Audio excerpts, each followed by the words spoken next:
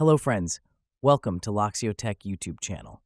Today in this tutorial, I will show how to disable graphics hardware acceleration to fix screen flickering, game crashes, and app crashes.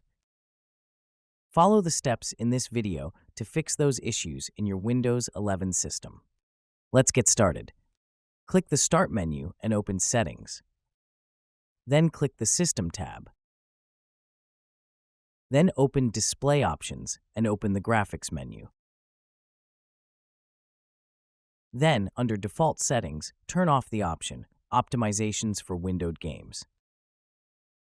After that, open the Advanced Graphics Settings tab and disable the hardware acceleration and variable refresh rate options. Then restart the system. If the problem still occurs, then again, open the Graphics Settings and look for Custom Settings for Applications. Open the crashed app from the list. Set the GPU performance to high performance, and also disable the optimization for windowed games. Again, restart the system. Hope it will work. It's finished. If you enjoyed this video, then please make sure to subscribe this channel for more tech and tutorials videos. Also make sure to hit the bell icon to get the future upload notifications. And leave a comment if you have any suggestions or doubts. Please share with your friends.